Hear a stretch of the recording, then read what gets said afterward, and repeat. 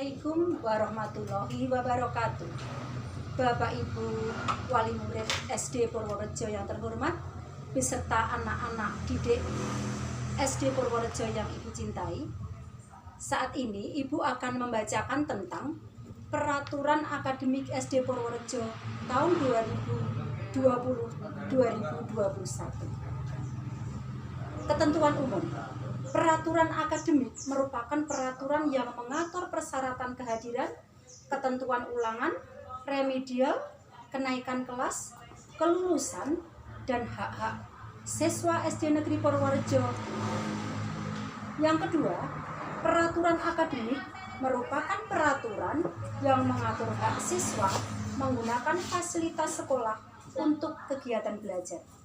Yang ketiga, peraturan akademik merupakan peraturan yang mengatur layanan konsultasi kepada guru kelas, dan konselor. 4. Siswa Sekolah Dasar Negeri Purworejo adalah anggota masyarakat yang sedang mengikuti proses pendidikan di SD Purworejo. 5. Ulangan harian adalah kegiatan yang dilakukan secara periodik untuk mengukur pencapaian kompetensi peserta didik setelah menyelesaikan satu kompetensi dasar atau lebih. 6. Ulangan tengah semester adalah kegiatan yang dilakukan satuan pendidikan untuk mengukur pencapaian kompetensi peserta didik setelah melaksanakan 8-9 minggu kegiatan pembelajaran. 7. Ulangan akhir semester adalah kegiatan yang dilakukan secara periodik untuk mengukur pencapaian kompetensi peserta didik di akhir semester dasar. 8. Ulangan kenaikan kelas adalah kegiatan yang dilakukan untuk mengukur pencapaian kompetensi di akhir semester genap. Bab yang kedua adalah tentang kehadiran peserta didik. 1. Setiap peserta didik wajib hadir dan mengikuti pembelajaran sesuai dengan jadwal pembelajaran yang telah ditetapkan. 2. Peserta didik wajib hadir 5 menit sebelum pembelajaran dimulai. 3. Peserta didik yang berhalangan hadir wajib memberitahukan alasan ketidakhadirannya kepada sekolah. Yang keempat, peserta didik yang berhalangan hadir karena sakit lebih dari 2 hari harus menggunakan surat keterangan dokter. Bab ketiga tentang ketentuan penilaian. Pertama, ulangan harian disusun oleh guru atau guru mapel.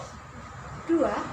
Ulangan harian dilaksanakan oleh guru kelas atau mata pelajaran setelah menyelesaikan satu kompetensi dasar atau lebih.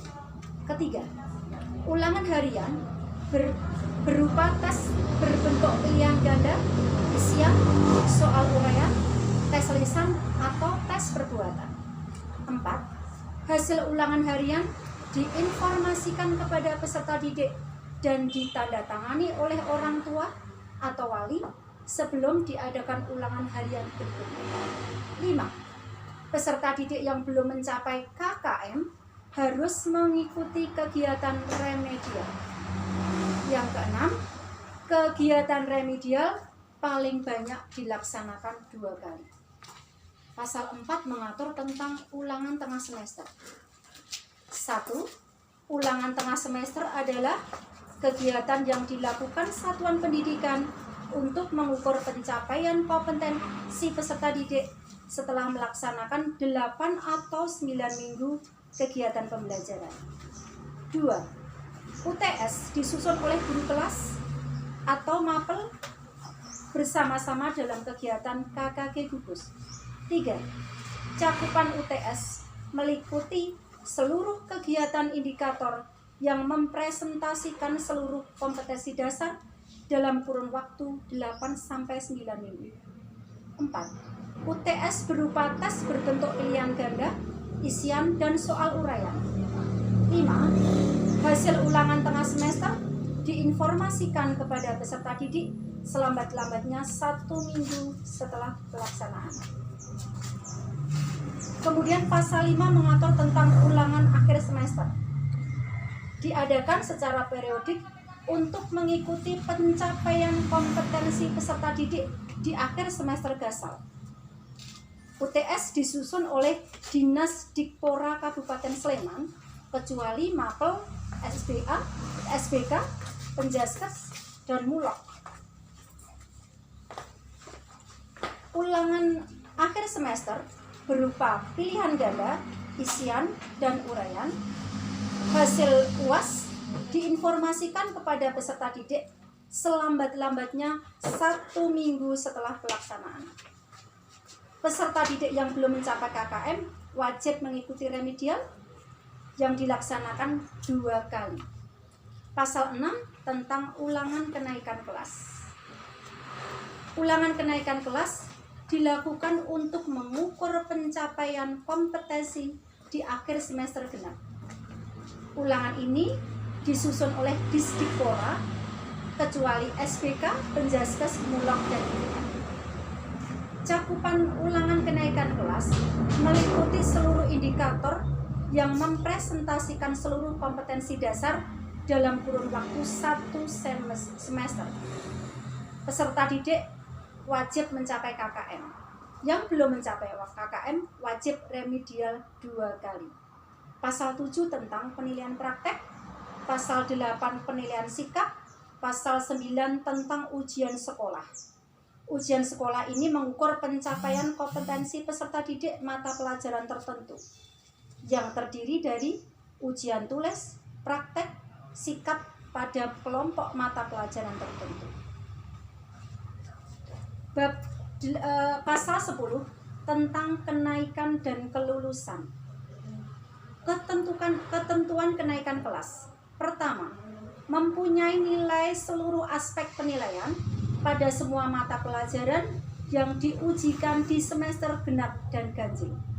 2. Nilai kurang KKM tidak lebih dari 2 mata pelajaran kecuali agama, PKN, matematika, bahasa Indonesia, dan IPA. 3. Kehadiran siswa minimal 75% dari hari efektif. 4. Tidak hadir tanpa keterangan maksimal 5 hari dalam 1 tahun pelajaran. 5. Memiliki sikap kepribadian yang baik. 6. Mempunyai nilai ekstrakurikuler sesuai pilihan peserta didik. Pasal 11 tentang ketentuan kelulusan. 1. Menyelesaikan seluruh program pembelajaran. 2. Memperoleh nilai minimal baik pada penilaian akhir untuk seluruh mata pelajaran yang meliputi A. Kelompok mata pelajaran agama dan akhlak mulia. B. Kelompok mata pelajaran kewarganegaraan dan kepribadian. C. Kelompok mata pelajaran estetika. D. Kelompok mata pelajaran jasmani, olahraga dan kesehatan. E. Lulus ujian sekolah untuk kelompok mata pelajaran ilmu pengetahuan dan teknologi. F. Lulus ujian nasional. Peserta didik dinyatakan lulus ujian sekolah apabila telah memenuhi kriteria kelulusan.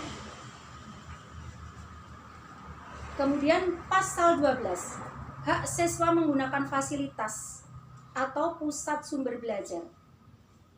Setiap siswa berhak melakukan praktek laboratorium PSB dengan panduan guru kelas atau bidang studi. Dalam melakukan praktikum, siswa wajib mengikuti tata tertib yang berlaku. Setiap guru dan siswa menggunakan peralatan PSB wajib merawat dan mengembalikan di tempat semula. Pasal 13 tentang laboratorium komputer. 1.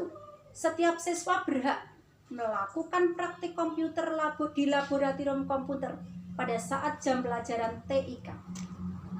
2. Siswa melakukan praktek di laboratorium di bawah pengawasan guru mapel.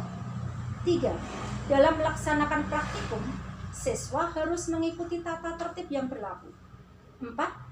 Setiap siswa berhak mengakses internet untuk keperluan tugas mata pelajaran pada waktu KBM. 5. Petugas laboratorium komputer wajib menjaga dan merawat perabotan di ruang laboratorium. Pasal 14 tentang perabot multimedia. Setiap siswa berhak menggunakan perabot multimedia yang ada di sekolah. Siswa yang menggunakan perabot multimedia di kelas di dalam pengawasan guru. Pasal 16 tentang perpustakaan. Setiap siswa secara otomatis adalah menjadi anggota perpustakaan SD Purworejo. Mereka berhak meminjam buku, memanfaatkan dengan diawasi oleh guru pembimbing. Pasal 16 tentang hak siswa mendapatkan layanan konseling. Setiap siswa berhak mendapatkan layanan konsultasi dengan guru kelas, kesiswaan, atau kepala sekolah. Biasanya, layanan konsultasi ini bisa juga didampingi oleh orang tua siswa. Pasal 17 tentang prestasi bidang akademik maupun non-akademik berhak mendapatkan penghargaan yang sudah ditentukan. Pasal 18, setiap siswa berhak mendapatkan dana sosial ketika rawat inap di rumah sakit dan ketika terjadi kecelakaan di sekolah. Pasal 18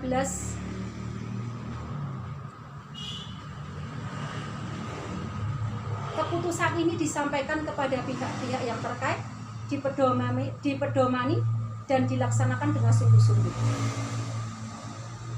Keputusan ini berlaku sejak mulai tanggal 13 Juli 2020, ditetapkan oleh Kepala Sekolah SD Purworejo, Sri Mariati SPD.